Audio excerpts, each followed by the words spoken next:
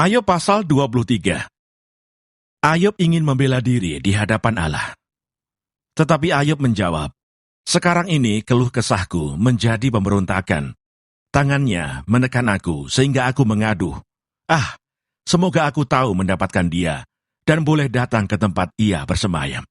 Maka akan kupaparkan perkaraku di hadapannya dan kupenuhi mulutku dengan kata-kata pembelaan. Maka aku akan mengetahui jawaban-jawaban yang diberikannya kepadaku. Dan aku akan mengerti apa yang difirmankannya kepadaku. Sudikah ia mengadakan perkara dengan aku dalam kemahakuasaannya? Tidak, ia akan menaruh perhatian kepadaku. Orang jujurlah yang akan membela diri di hadapannya, dan aku akan bebas dari hakimku untuk selama-lamanya. Sesungguhnya kalau aku berjalan ke timur, ia tidak di sana, atau ke barat, tidak kudapati dia. Di utara ku cari dia, ia tidak tampak. Aku berpaling ke selatan, aku tidak melihat dia, karena ia tahu jalan hidupku. Seandainya ia menguji aku akan timbul seperti emas. Kakiku tetap mengikuti jejaknya. Aku menuruti jalannya dan tidak menyimpang. Perintah dari bibirnya tidak kulanggar. Dalam sanubariku, kusimpan ucapan mulutnya. Tetapi ia tidak pernah berubah. Siapa dapat menghalangi dia? Apa yang dikehendakinya dilaksanakannya juga. Karena ia akan menyelesaikan apa yang ditetapkan atasku. Dan banyak lagi hal serupa itu dimaksudkannya. Itulah sebabnya hatiku gemetar menghadapi dia. Kalau semuanya itu kubayangkan, maka aku ketakutan terhadap dia. Allah telah membuat aku putus asa. Yang Maha Kuasa telah membuat hatiku gemetar, sebab bukan karena kegelapan aku binasa, dan bukan juga karena mukaku ditutupi gelap gulita. Ayub pasal 24. Allah seakan-akan acuh tak acuh terhadap kejahatan. Mengapa Yang Maha Kuasa tidak mencadangkan masa penghukuman, dan mereka yang mengenal Dia tidak melihat hari pengadilannya? Ada orang yang menggeser batas tanah, yang merampas kawanan ternak, lalu menggembalakannya. Keledai kepunyaan yatim piatu dilarikannya, dan lembu betina kepunyaan seorang janda diterimanya sebagai gadai. Orang miskin didorongnya dari jalan, orang sengsara di dalam negeri terpaksa bersembunyi semuanya.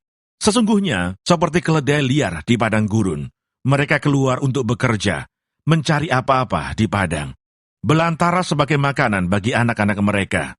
Di ladang mereka mengambil makanan hewan dan kebun anggur milik orang fasik, dipetiki buahnya yang ketinggalan.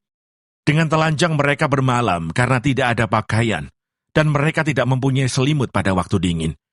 Oleh hujan lebat di pegunungan mereka basah kuyup, dan karena tidak ada tempat berlindung, mereka mengimpitkan badannya pada gunung batu.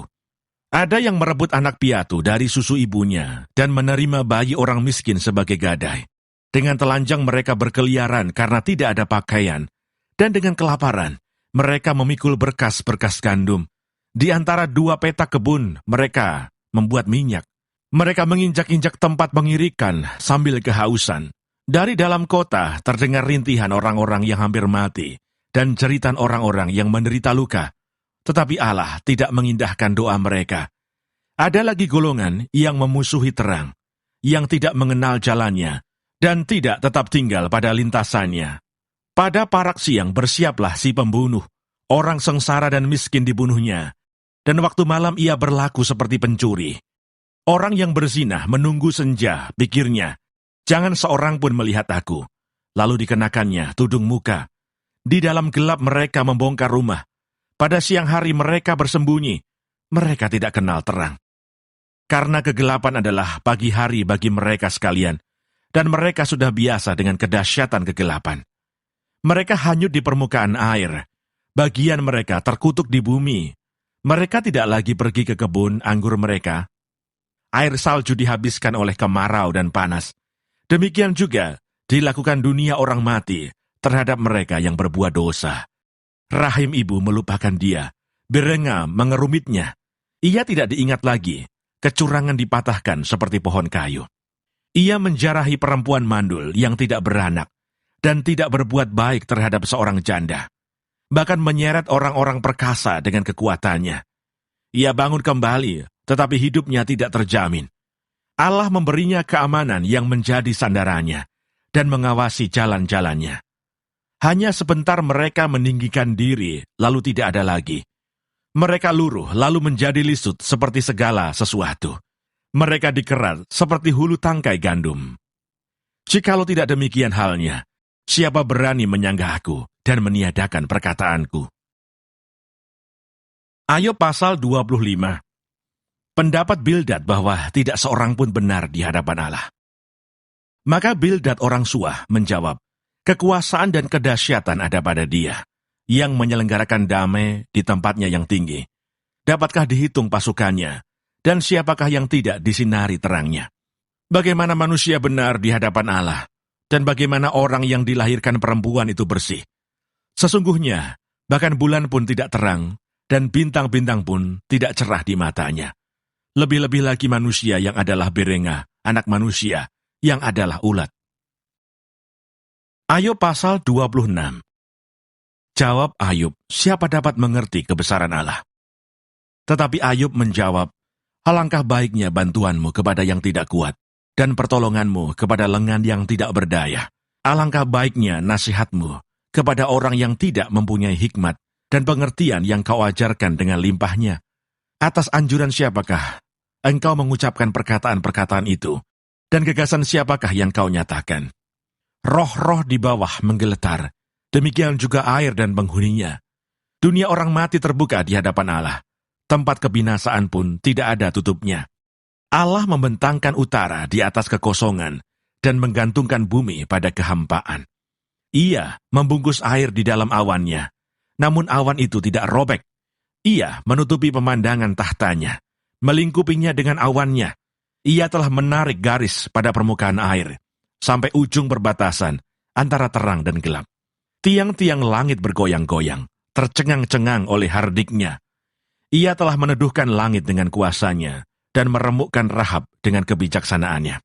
Oleh nafasnya langit menjadi cerah, tangannya menembus ular yang tangkas. Sesungguhnya, semuanya itu hanya ujung-ujung jalannya. Betapa lembutnya bisikan yang kita dengar daripadanya. Siapa dapat memahami guntur kuasanya? Ayub pasal 27. Tidak ada harapan bagi orang fasik. Maka Ayub melanjutkan uraiannya, demi Allah yang hidup yang tidak memberi keadilan kepadaku, dan demi yang maha kuasa yang memedihkan hatiku. Selama nafasku masih ada padaku, dan roh Allah masih di dalam lubang hidungku, maka bibirku sungguh-sungguh tidak akan mengucapkan kecurangan, dan lidahku tidak akan melahirkan tipu daya. Aku sama sekali tidak membenarkan kamu. Sampai binasa, aku tetap mempertahankan bahwa aku tidak bersalah. Kebenaranku, ku pegang teguh dan tidak kulepaskan. Hatiku tidak mencela sehari pun daripada umurku. Biarlah musuhku mengalami seperti orang fasik, dan orang yang melawan aku seperti orang yang curang. Karena apakah harapan orang durhaka, kalau Allah menghabisinya, kalau ia menuntut nyawanya? Apakah Allah akan mendengar teriaknya, jika kesesakan menimpa dia?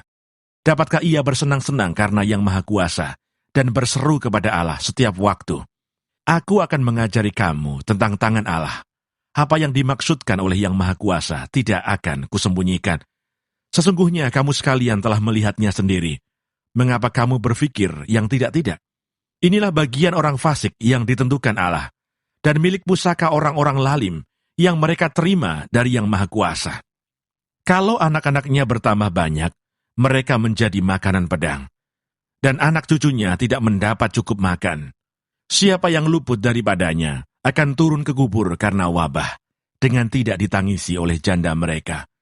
Jikalau ia menimbun uang seperti debu banyaknya, dan menumpuk pakaian seperti tanah liat, sekalipun ia yang menumpuknya, namun orang benar yang akan memakainya, dan orang yang tidak bersalah yang akan membagi-bagi uang itu. Ia mendirikan rumahnya seperti sarang laba-laba, seperti gubuk yang dibuat penjaga. Sebagai orang kaya, ia membaringkan diri, tetapi tidak dapat ia mengulanginya. Ketika ia membuka matanya, maka tidak ada lagi semuanya itu. Kedahsyatan mengejar dia seperti air bah. Pada malam hari, ia diterbangkan badai. Angin timur mengangkatnya, lalu lenyaplah ia. Ia dilemparkannya dari tempatnya, dengan tak kenal belas kasihan Allah melempari dia. Dengan cepat ia harus melepaskan diri dari kuasanya. Oleh karena dia, orang bertepuk tangan dan bersuit-suit karena dia dari tempat kediamannya. Ayub pasal 28. Manusia tidak dapat menemukan hikmat. Memang ada tempat orang menambang perak dan tempat orang melimbang emas. Besi digali dari dalam tanah, dan dari batu dilelehkan tembaga. Orang menyudahi kegelapan, dan batu diselidikinya sampai sedalam-dalamnya. Di dalam kekelaman dan kelam pekat, orang menggali tambang jauh dari tempat kediaman manusia. Mereka dilupakan oleh orang-orang yang berjalan di atas. Mereka melayang-layang jauh dari manusia. Tanah yang menghasilkan pangan, di bawahnya dibongkar bangkir seperti oleh api. Batunya adalah tempat menemukan lazurit yang mengandung emas urai. Jalan ke sana tidak dikenal seekor burung buas pun, dan mata elang tidak melihatnya. Binatang yang ganas tidak menginjakkan kakinya di sana, dan singa tidak melangkah melaluinya. Manusia melekatkan tangannya pada batu yang keras. Ia membongkar bangkir gunung-gunung sampai pada akar-akarnya. Di dalam gunung batu, ia menggali terowongan, dan matanya melihat segala sesuatu yang berharga. Air sungai yang merembes di bendungnya, dan apa yang tersembunyi di bawahnya ke tempat terang. Tetapi di mana hikmat dapat diperoleh? Di mana tempat akal budi? Jalan ke sana tidak diketahui manusia, dan tidak didapati di negeri orang hidup. Kata samudra raya, ia tidak terdapat di dalamku, dan kata laut, ia tidak ada padaku. Untuk gantinya tidak dapat diberikan emas murni, dan harganya tidak dapat ditimbang dengan perak. Ia tidak dapat dinilai dengan emas ofir, ataupun dengan permata krisopras yang mahal, atau dengan permata lazurit. Tidak dapat diimbangi oleh emas atau kaca, ataupun ditukar dengan permata dari emas tua. Baik gewang, baik hablur, tidak terhitung lagi. Memiliki hikmat adalah lebih baik daripada mutiara. Permata krisolit Ethiopia tidak dapat mengimbanginya. Ia tidak dapat dinilai dengan emas murni. Hikmat itu dari manakah datangnya? Atau akal budi di manakah tempatnya? Ia terlindung dari mata segala yang hidup, bahkan tersembunyi bagi burung di udara. Kebinasaan dan maut berkata, hanya desas-desusnya yang sampai ke telinga kami. Allah mengetahui jalan ke sana. Ia juga mengenal tempat kediamannya, karena ia memandang sampai ke ujung-ujung bumi dan melihat segala sesuatu yang ada di kolong langit.